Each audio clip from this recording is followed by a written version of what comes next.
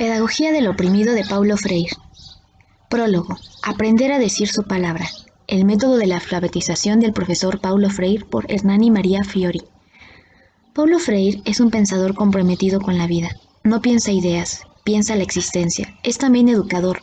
Cobra existencia su pensamiento en una pedagogía en que el esfuerzo totalizador de la praxis humana busca en la interioridad de ésta retotalizarse como práctica de la libertad, en sociedades cuya dinámica estructural conduce a la dominación de las conciencias. La pedagogía dominante es la pedagogía de las clases dominantes. Los métodos de opresión no pueden contradictoriamente servir a la liberación del oprimido. En esas sociedades gobernadas por intereses de grupos, clases y naciones dominantes, la educación como práctica de la libertad postula necesariamente una pedagogía del oprimido. No pedagogía para él, sino de él. Los caminos de la liberación son los del mismo oprimido que se libera. Él no es cosa que se rescata, sino sujeto que se debe autoconfigurar responsablemente. La educación libertadora es incompatible con una pedagogía que, de manera consciente o mistificada, ha sido práctica de dominación. La práctica de la libertad solo encontrará adecuada expresión en una pedagogía en que el oprimido tenga condiciones de descubrirse y conquistarse reflexivamente como sujeto de su propio destino histórico. Una cultura tejida con la trama de la dominación, por más generosos que sean los propósitos de sus educadores, es una barrera cerrada a las posibilidades educacionales de que los que se suban en las subculturas de los proletarios y marginales. Por el contrario, una nueva pedagogía enraizada en la vida de esas subculturas, a partir de ellas y con ellas, será un continuo retornar reflexivo sus propios caminos de liberación. No será simple reflejo, sino reflexiva creación y recreación, un ir adelante por esos caminos. Método, práctica de la libertad, que por ser tal está intrínsecamente incapacitado para el ejercicio de la dominación. La pedagogía del oprimido es, pues, liberadora de ambos, del oprimido y del opresor. Hegelianamente diríamos, la verdad del opresor reside en la conciencia del oprimido. Así aprehendemos la idea fuente de dos libros, en que Paulo Freire traduce en forma de lúcido saber psicopedagógico a su grande y apasionante experiencia de educador. Experiencia y saber que se dialectizan, densificándose, alargándose, dándose cada vez más el contorno y relieve de su profunda intuición central, la del educador de vocación humanista, que al inventar sus técnicas pedagógicas, redescubre a través de ellas el proceso histórico en que y por qué se constituye la conciencia humana, el proceso a través del cual la vida se hace historia, o aprovechando una sugerencia de Ortega, el proceso en que la vida como biología pasa a ser como biografía. O, aprovechando una sugerencia de Ortega, el proceso en que la vida como biología pasa a ser una vida como biografía. Tal vez sea este el sentido más exacto de la alfabetización, aprender a escribir su vida como autor y como testigo de su historia, biografiarse, existenciarse, historiciarse. Por esto, la pedagogía de Paulo Freire, siendo método de alfabetización, tiene como su idea animadora toda una dimensión humana de la educación, como práctica de la libertad. Lo que en régimen de dominación solo se puede producir y desarrollar en la dinámica de una pedagogía del oprimido.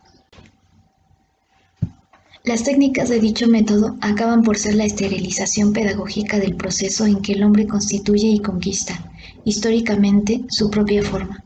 La pedagogía hace antropología. Esa conquista no se iguala al crecimiento espontáneo de los vegetales. Se implica en la ambigüedad de la condición humana. Se complica en las contradicciones de la aventura histórica. Se explica, o mejor dicho, intenta explicarse en la continua recreación de un mundo que, al mismo tiempo, obstaculiza y provoca el esfuerzo de la superación liberadora de la conciencia humana. La antropología acaba por exigir y comandar una política. En lo que pretendemos insinuar estos tres chispazos, primero, el movimiento interno que unifica los elementos del método y los excede en amplitud de humanismo pedagógico. Segundo, ese movimiento reproduce y manifiesta el proceso histórico en que el hombre se reconoce. Tercero, los posibles rumbos de este proceso son proyectos posibles y por consiguiente, la concienciación no solo es conocimiento o reconocimiento, sino opción, decisión y compromiso. Las técnicas del método de alfabetización de Paulo Freire, aunque valiosas en sí, tomadas aisladamente no dicen nada del método mismo. Tampoco se juntaron eclécticamente según un criterio de simple eficiencia técnico-pedagógica. Inventadas o reinventadas en una sola dirección del pensamiento, resultan de la unidad que se trasluce en la línea axial del método y señala el sentido y el alcance de su humanismo. Alfabetizar es concienciar. Un mínimo de palabras con una máxima polivalencia fonémica es el punto de partida para la conquista del universo vocabular. Estas palabras oriundas del propio universo vocabular del alfabetizando, una vez transfiguradas por la crítica, retornan a él en acción transformadora del mundo. ¿Cómo saben de su universo y cómo vuelven a él? Una investigación previa explora el universo de las palabras habladas en el medio cultural del alfabetizando. De ahí se extraen los vocablos de más ricas posibilidades fonéticas, fonémicas y de mayor carga semántica. Ellos no solo permiten un rápido dominio del universo de la palabra escrita, sino también el compromiso más eficaz, engajamiento de quien los pronuncia, con la fuerza pragmática que instaura y transforma el mundo humano. Estas palabras son llamadas generadoras, porque a través de la combinación de sus elementos básicos propician la formación de otras, como palabras del universo vocabular del alfabetizando. Son significadores constituidas en sus comportamientos que configuran situaciones existenciales o se configuran dentro de ellas. Tales significaciones son codificadas plásticamente en cuadros, dispositivos, filmes, etc., representativos de las respectivas situaciones que, de la experiencia vivida del alfabetizando, pasan al mundo de los objetos. El alfabetizando gana distancia para ver su experiencia, admira, en ese mismo instante comienza a descodificar. La descodificación es análisis y consecuente reconstitución de la situación vivida, reflejo, reflexión y apertura de las posibilidades concretas de pasar más allá. La inmediatez de la experiencia, mediada por la objetivación, se hace lúcida interiormente en reflexión a sí misma y crítica anunciadora de nuevos proyectos existenciales. Lo que antes era enclaustrado poco a poco se va abriendo. La conciencia pasa a escuchar los llamados que la convocan siempre más allá de sus límites.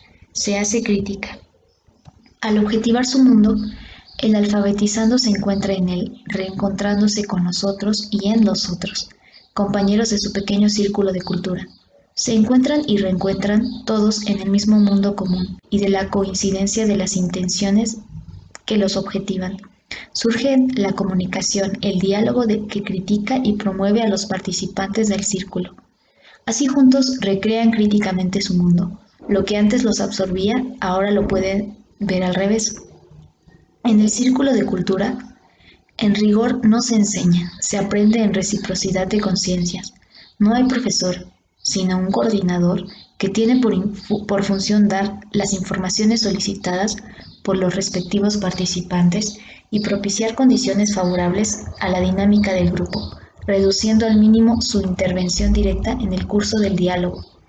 La codificación y la descodificación permiten al alfabetizando integrar la significación de las respectivas palabras generadoras en su contexto existencial. Él la redescubre en su mundo, expresado por su comportamiento. Cobra conciencia de la palabra como significación que se constituye en su intención significante, coincidente con intenciones de otros que significan el mismo mundo. El mundo es el lugar de encuentro de cada uno consigo mismo y con los demás. A esta altura del proceso, la respectiva palabra generadora puede ser ella misma, objetivada como combinación de fonemas susceptibles de representación gráfica. El alfabetizando ya sabe que la lengua también es cultura, de que el hombre es sujeto, se siente desafiado al develar los secretos de su constitución a partir de la construcción de sus palabras. También ellas construcción de su mundo. Para este efecto, como también para la descodificación de las situaciones significativas por las palabras generadoras, es de particular interés la etapa preliminar del método, que aún no habíamos mencionado.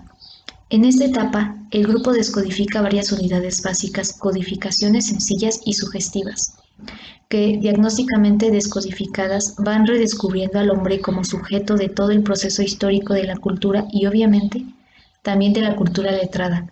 Lo que el hombre habla y escribe, y cómo habla y escribe, es todo expresión objetiva de su espíritu. Por esto, el espíritu puede rehacer lo hecho. En este redescubrir el proceso que lo hace y lo rehace. Así, al objetivar una palabra generadora, primero entera y después descompuesta en sus elementos silábicos, el alfabetizando ya está motivado para no solo buscar el mecanismo de su recomposición y de la composición de nuevas palabras, sino también para escribir su pensamiento. La palabra generadora, aunque objetivada en su condición de simple vocablo escrito, no puede liberarse nunca más de su dinamismo semántico y de su fuerza pragmática que el alfabetizando tomó conciencia en la respectiva descodificación crítica.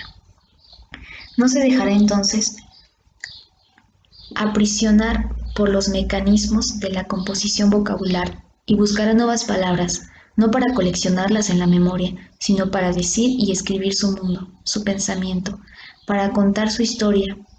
Pensar el mundo es juzgarlo. La experiencia de los círculos de cultura muestra que el alfabetizando, al comenzar a escribir libremente, no copia palabras, sino expresa juicios. Estos, de cierta manera, intentan reproducir el movimiento de su propia experiencia. El alfabetizando, al darles forma escrito, va asumiendo gradualmente la conciencia de testigos de una historia de que se sabe autor en la medida en que se percibe testigo de su historia. Su conciencia se hace reflexivamente más responsable de esta historia. El método Paulo Freire no enseña a repetir palabras ni se restringe a desarrollar la capacidad de pensarlas según las exigencias lógicas del discurso abstracto. Simplemente coloca al alfabetizando en condiciones de poder replantearse críticamente las palabras de su mundo para en la oportunidad de vida saber y poder decir su palabra. Esto es porque, en una cultura letrada, ese alfabetizando aprende a leer y escribir, pero la intención última con la que lo hace va más allá de la mera alfabetización.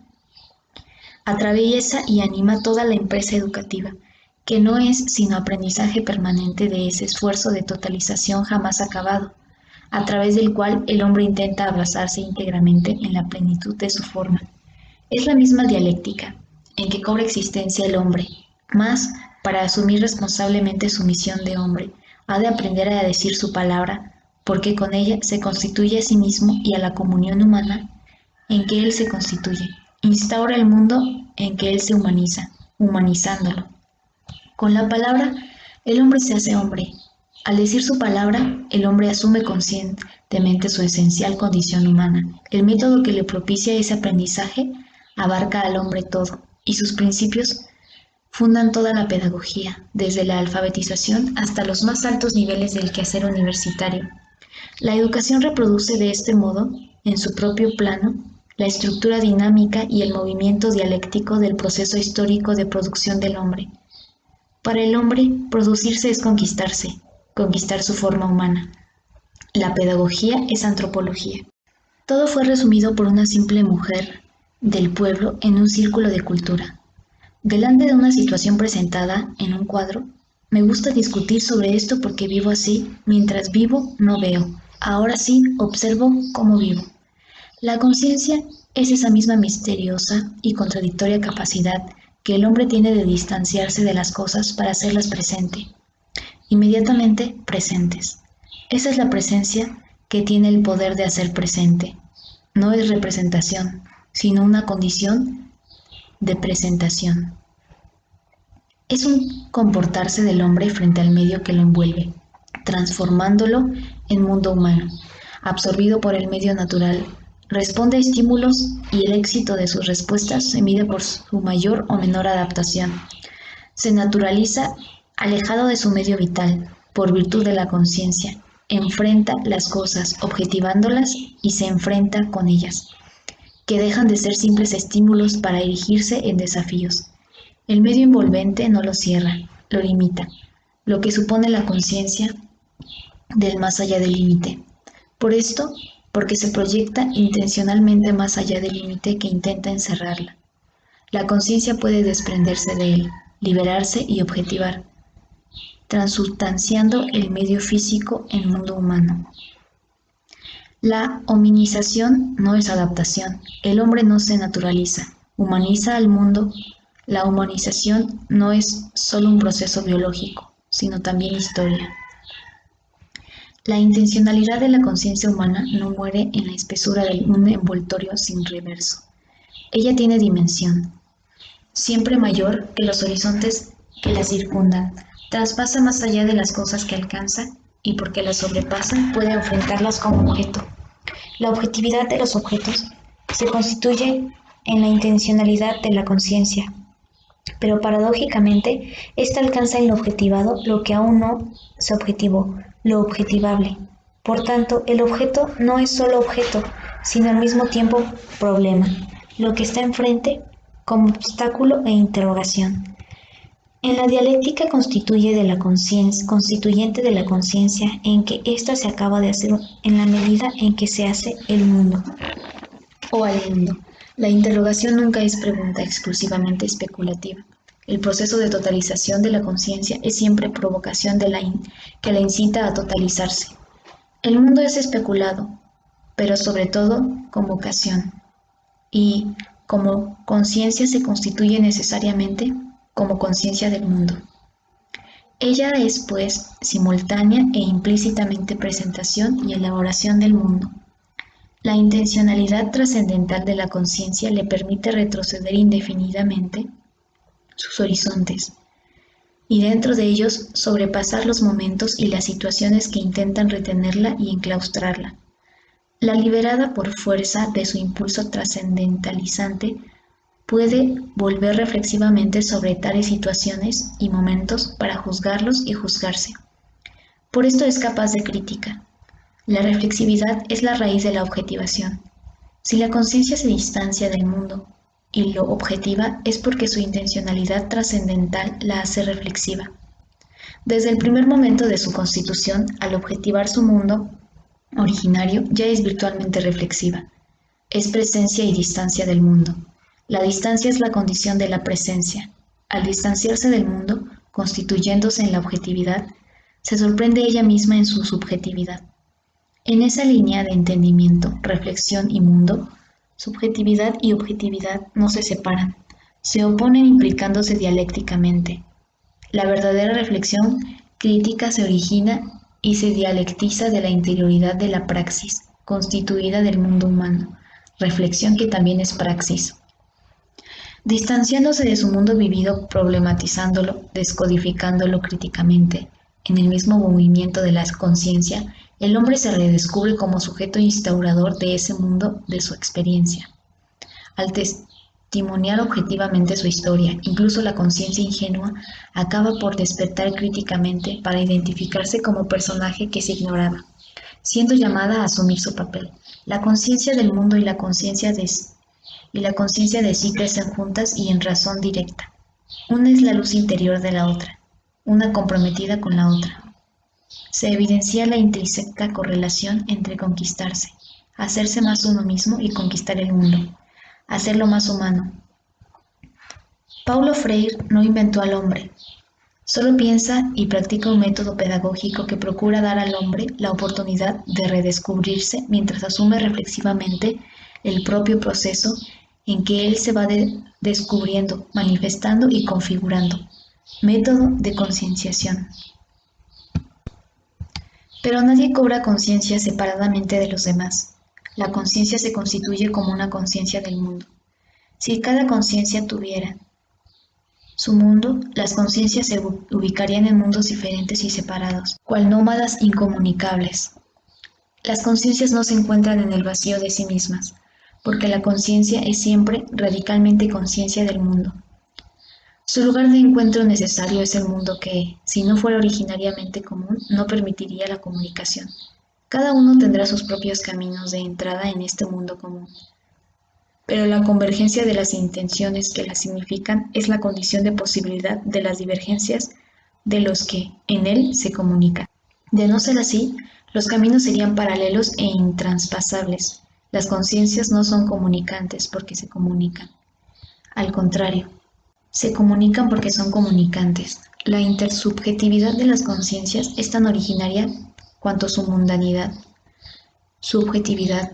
En términos radicales podríamos decir en lenguaje llano fenomenológico que la intersubjetividad de las conciencias es la progresiva concienciación en el hombre del parentesco ontológico de los seres en el ser. Es el mismo misterio que nos invade y nos envuelve, encubriéndose y descubriéndose en la ambigüedad de nuestro cuerpo consciente. En la constitución de la conciencia, mundo y conciencia se presentan como conciencia del mundo o mundo consciente y al mismo tiempo se oponen como conciencia de sí y conciencia del mundo. En la intersubjetividad, las conciencias también se ponen como conciencias de un cierto mundo común y en ese mismo mundo se oponen como conciencia de sí y conciencia de otro. Nos comunicamos en la oposición, única vía de encuentro para conciencias que se constituyen en la mundanidad y la intersubjetividad. El monólogo, en cuanto a aislamiento, es la negación del hombre.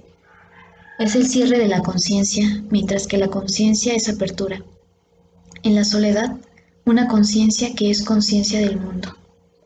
Se adentra en sí, adentrándose más en su mundo que, reflexivamente, se hace más lúcida mediación de la inmediatez intersubjetiva de las conciencias. La soledad y no el aislamiento solo se mantienen en cuanto se renueva y revigoriza en condiciones de diálogo. El diálogo fenomenaliza e historiza la esencial intersubjetividad humana. Él es relacional y en él nadie tiene la iniciativa absoluta. Los dialogantes admiran un mismo mundo. De él se apartan y con él coinciden. En él se ponen y se oponen. Vemos que, de este modo, la conciencia adquiere existencia y busca planificarse.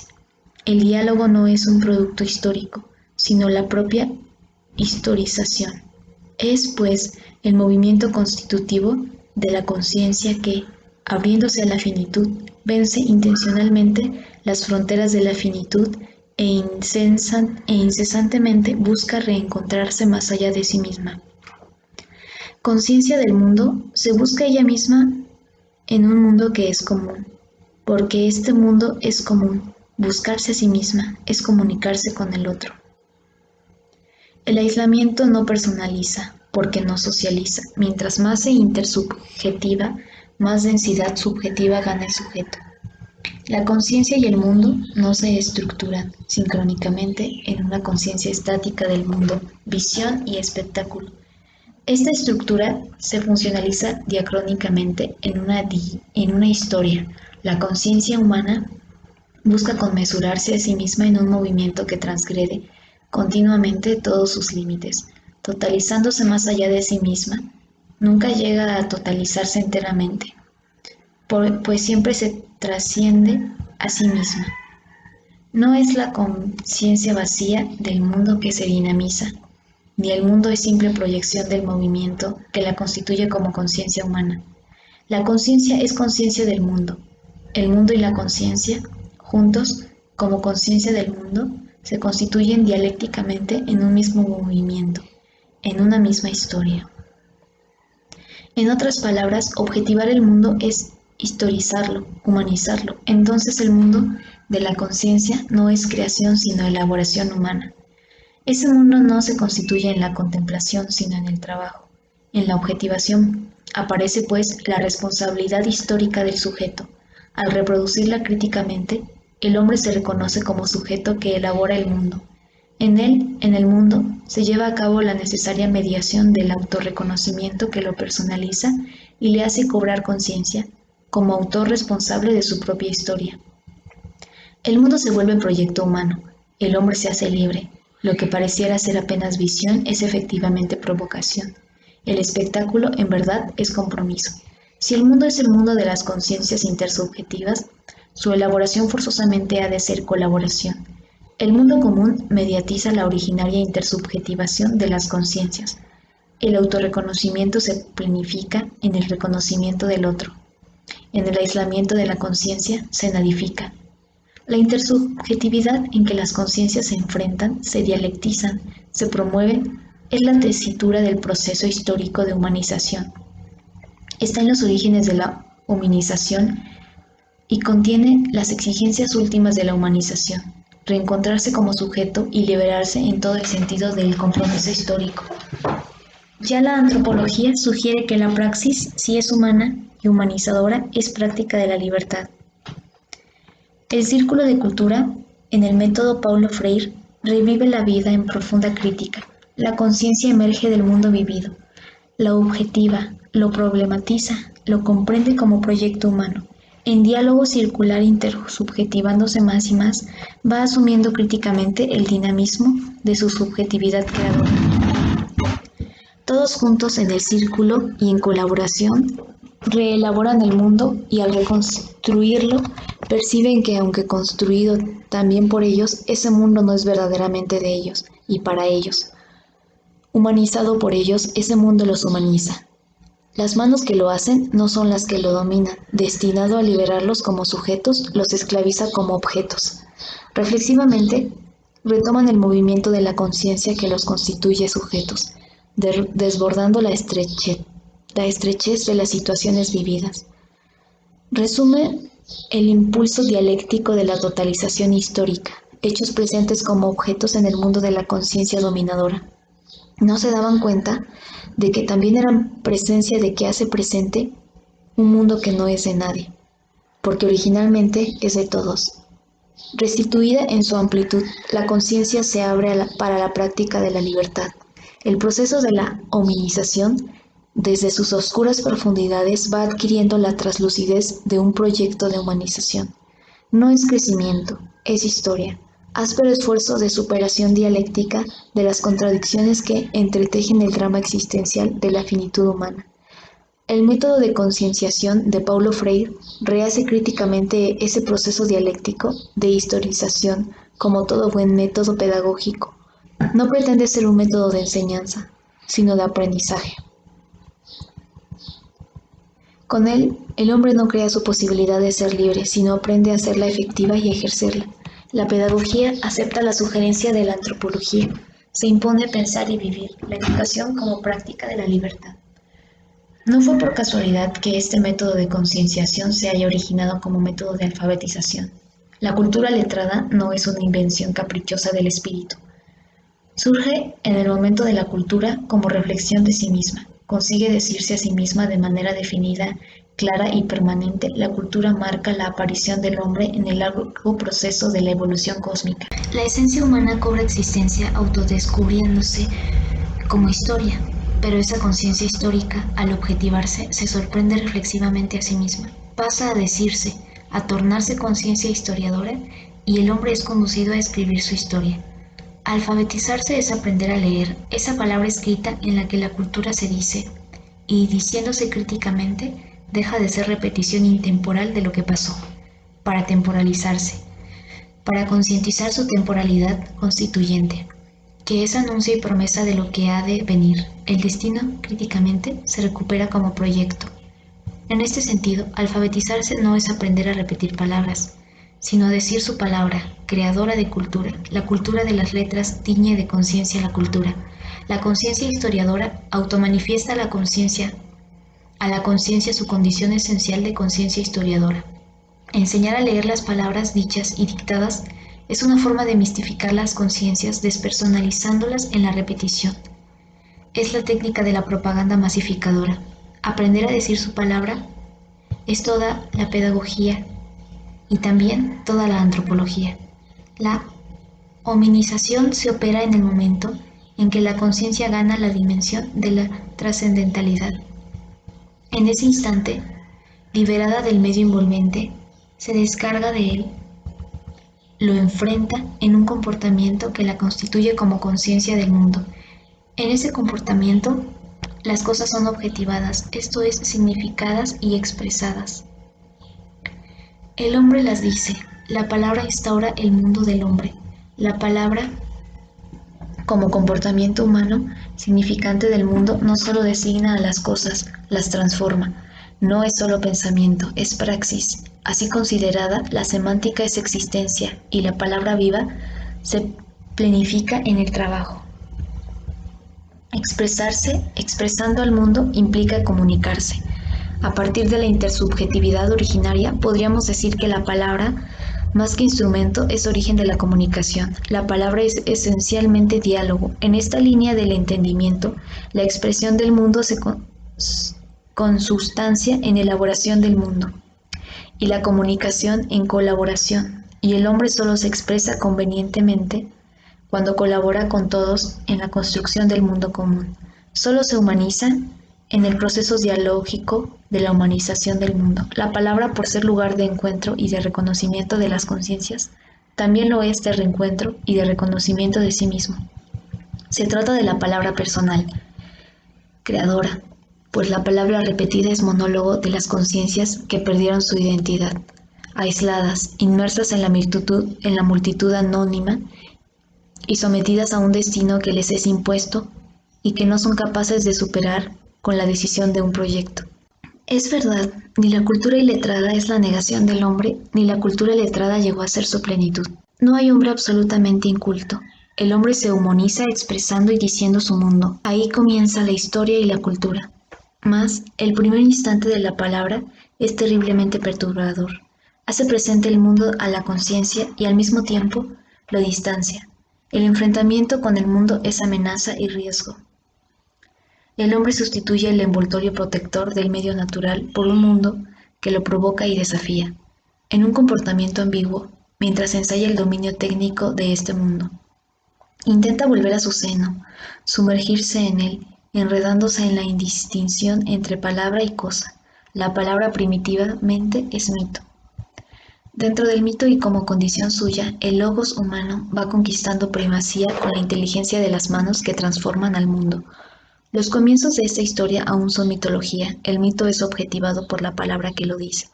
La narración del mito, entre tanto, objetivando el mundo mítico y así entreviendo su contenido racional, acaba por devolver a la conciencia la autonomía de la palabra distinta de las cosas que ella significa y transforma. En esa ambigüedad con que la conciencia hace su mundo, apartándolo de sí, en el distanciamiento objetivamente que lo hace presente como mundo consciente, la palabra adquiere la autonomía que la hace disponible para ser recreada en la expresión escrita. Aunque no haya sido un producto arbitrario del espíritu inventivo del hombre, la cultura letrada es un epifenómeno de la cultura que, al actualizar su reflexividad virtual, encuentra en la palabra escrita una manera más firme y definida por decirse. Esto es, de existenciarse discursivamente en la praxis histórica. Podemos concebir la superación de las letras, lo que en todo caso quedará en el sentido profundo que la cultura letrada manifiesta.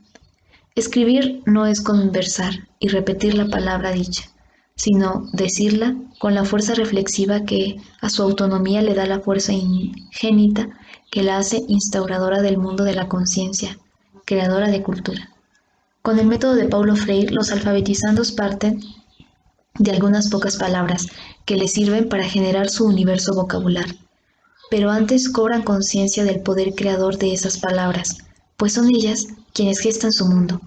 Son significaciones que se constituyen como historia, de las que los alfabetizandos se perciben sujetos, hasta entonces tal vez ignorados por sí mismos, mistificados o masificados por la dominación de las conciencias.